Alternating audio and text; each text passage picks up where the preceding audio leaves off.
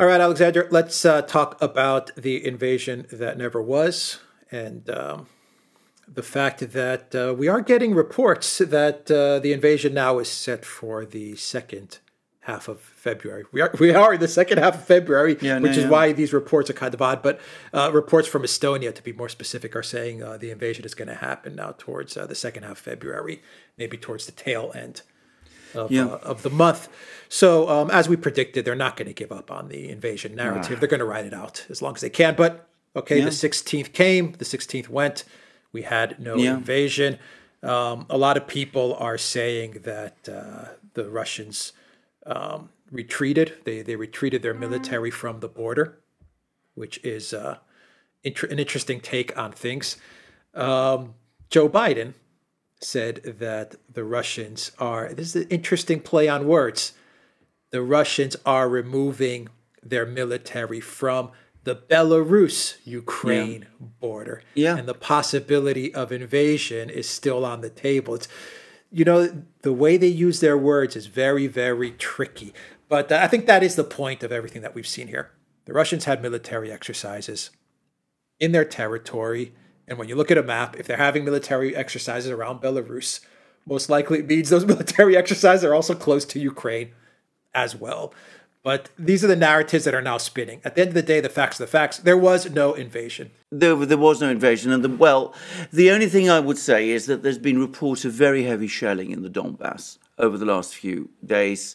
And apparently that's escalated. There's been very heavy firing between the two sides at the moment. And this is obviously part of a very tense situation. There was supposed to be a meeting a few weeks ago in Paris when there were supposed to be steps taken to strengthen the ceasefire. Clearly that hasn't worked. If things escalate in the Donbass, then of course some kind of military intervention by Russia begins to look more possible. And that may be the agenda that some people are following. But at the moment, it must be said that there is no Ukrainian offensive as such. But as I said, this very heavy shelling is indeed taking place. And Zelensky is now apparently going to the Donbass, and he's actually going there by boat, believe it or not, so I understand. Or, I should say the Ukrainian side of the Donbass. So we'll see what comes. But as you rightly said, there's been no invasion, but they're not giving up on the narrative of the invasion. And again, I think you're right to make this point about the maneuvers, because this is, I think, where we need to be very clear about what happened, which is that Russia held its regular routine exercises. I mean, Russian military, as we've discussed, has exercises regularly, all the time, at various times of the year. Which they announce, absolutely. There's nothing mysterious or secret about this. There were exercises in Crimea, exercises in the Black Sea, exercises in Belarus. They give the dates for these exercises. The exercises are winding down and the troops are going back to barracks. And that's all. It's not a drawdown of troops from the border. I mean, when they say that there's no de-escalation, they're right, because there was no escalation in the first place. And I think this is where we are, falling into this trap, maybe, of talking about, troops being withdrawn from the border. They were never deployed to the border in the first place. They were simply engaging in regular exercises of a sort that take place all the time. And that's the real reality of what's happening. The other reality is, as I said, more fighting, more shelling along the contact line on the Donbass. But, that's always a very dangerous situation, and we need to keep that in mind as well. And at the same time, the other thing that happened in Ukraine itself was that on Wednesday, there was this big attempt to rally the people of Ukraine, to get them to come out, to, express their defiance against Russia. And hardly anybody turned up. I mean, it showed how exhausted. It fell completely flat. In Maidan Square, there were apparently fewer people than journalists covering it. Yeah. So that shows how exhausted and cynical and disillusioned people are. So again, we come back to the point we've made many times in our programs, this idea that if there is a war, the people of Ukraine will rise up as one to fight the invader. Well, on the strength of what we saw on Wednesday, that simply isn't going to happen. There's a few, defiant people who will come out and protest. Again, it was interesting to see that the kind of people who were protesting, who came out onto the streets in very small numbers, all seem to have been very much on the extreme right. So, and were opponents of Zelensky, by the way. But the population as a whole is cynical, war-weary, and exhausted. And they're just bystanders in an event, giant events, over which they feel that they have no control. Yeah, I mean, it's really interesting. The Russian Foreign Ministry was making fun of the collective West and the fact that there was no invasions. They were actually trolling the Biden White House and the Boris Johnson, Liz Truss, Wallace team. So they were having fun with it. I mean, this is how crazy it's gotten. The Russian government was actually having fun with the fact that there was no invasion because they knew they weren't going to invade Ukraine.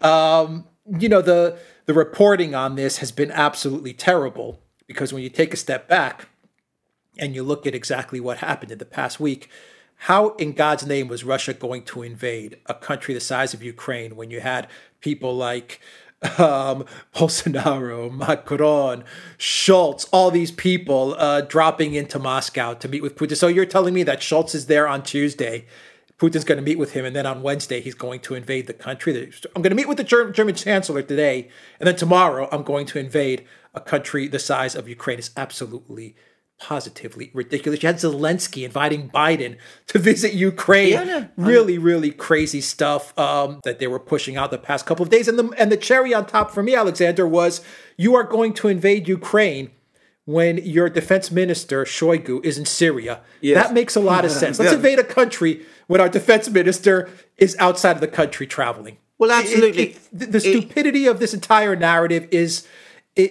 shocking, and the fact that people actually believed it and reported on it. Yeah. Sometimes very intelligent people reported on this as if there was going to be an invasion is even more shocking. And we'll close out the video and we'll talk about the shelling in East Ukraine as well. But anyway, address those points. No, absolutely. You're completely right. Can I just add something, which is, of course, if Scholz agreed to go to Moscow on Tuesday, then he must have known that there wasn't going to be an invasion on Wednesday. I mean, it's inconceivable that Scholz really believes this invasion narrative either, because he wouldn't have gone if he had.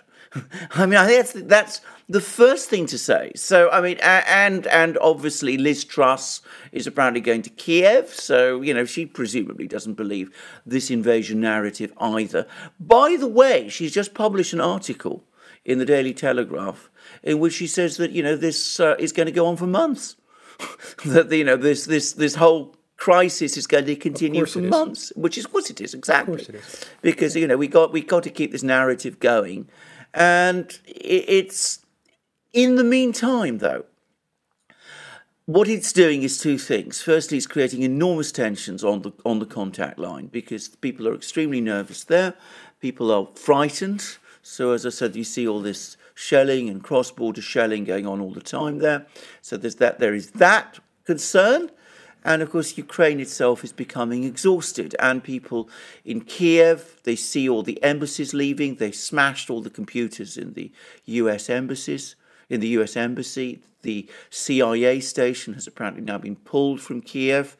All the indications are that there are preparations underway to relocate the entire Ukrainian government to Lvov.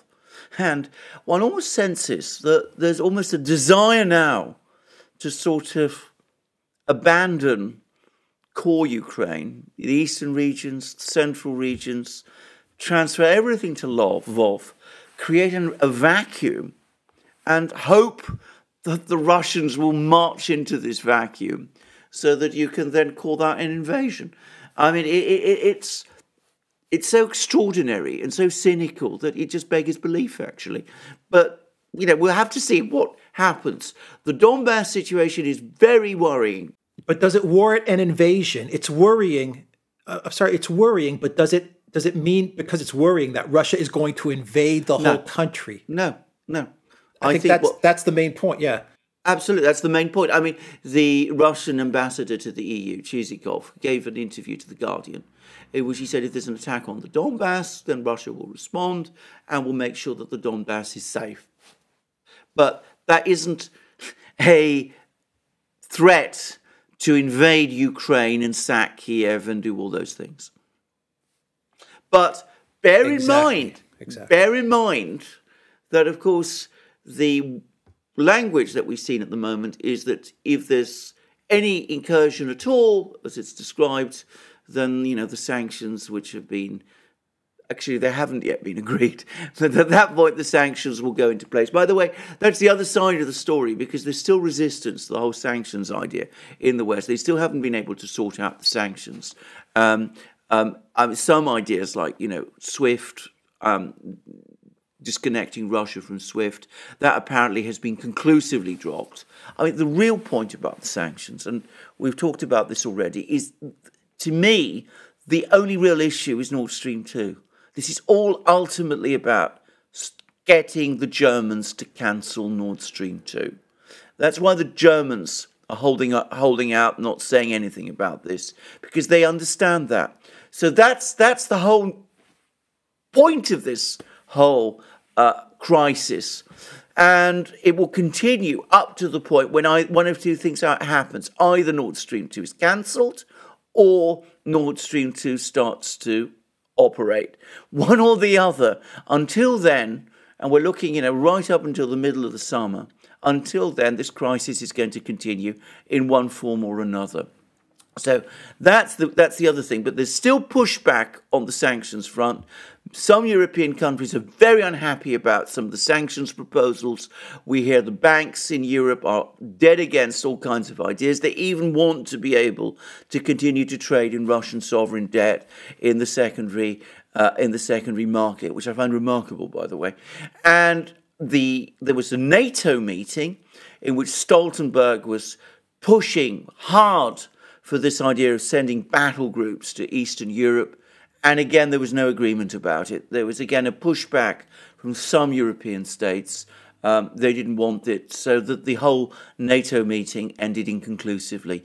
So, they're still running into some opposition from there, but the British and the Americans are going to go on keeping this thing running until they get what they want, or until they finally fail. Yeah, I mean, if they can get a false flag to provoke Russia, that would be great, because then they can get Nord Stream 2 canceled. The neocons can get some sort of military action going in that area, and then Biden can also come out and do his spin. And of course, they can distract away from Duran, and Jake Sullivan can give more speeches about Russia and not address everything going on in the United States on a domestic level with Hillary Clinton and Sullivan and all that stuff. But you have the false flag, which we've been warning about. Yes. Which is a possibility that a false flag, orchestrated by the neocons in Nuland or some of the crazies in Ukraine and the far right in Lviv and Kiev. That's possible. The shelling in East Ukraine, the media can spin that as well. Even if one Russian troop happens to cross the contact line, the media can spin it into an invasion. There's no doubt about it. They can say, "Oh my God, the little green men are invading Ukraine again." Yes, and here's a photo of the one guy that crossed over, and there it is. Cancel Nord Stream 2, and we have our invasion, just like they did with Crimea, where they continued to say it was an invasion. Exactly. Just shows exactly what how uneducated they are. Yes. So they can spin that as well. So I think they are fiddling around to find ways to spin this into some sort of narrative that will get Nord Stream 2 canceled, distract from Sullivan and Clinton, will give Biden some expected points or bumps in his polling. All of these things going on will help the neocons.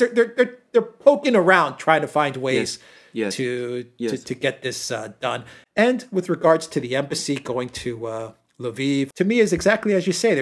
They're trying to create the dynamics of some sort of Russian intervention, and they're doing everything they can to to get Russia to bite. You know, it's like they're putting the cheese out there and they're saying, come on, you know, just bite, get it, get that cheese. And Russia's like saying, no, not interested. Not interested, exactly, which is exactly, either you summed it up exactly. I mean, I strongly believe, I mean, the fact, it's clear to me that Zelensky has come under a lot of pressure over the last couple of days to transfer the government to Lviv. I always call it Lviv.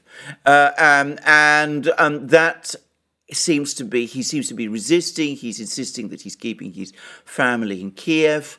But I wonder for how much longer he'll be able to do that.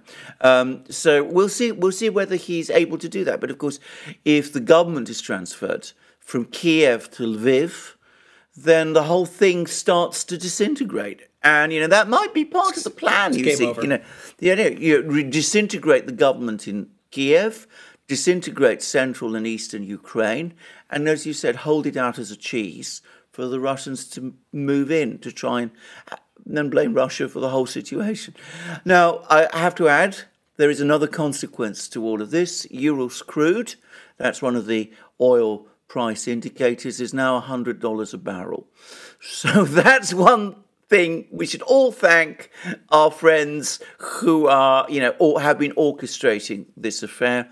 I mean, what's now driving up the price of oil, as it's driving up the price of energy altogether, and all sorts of other prices too, is all these geopolitical tensions.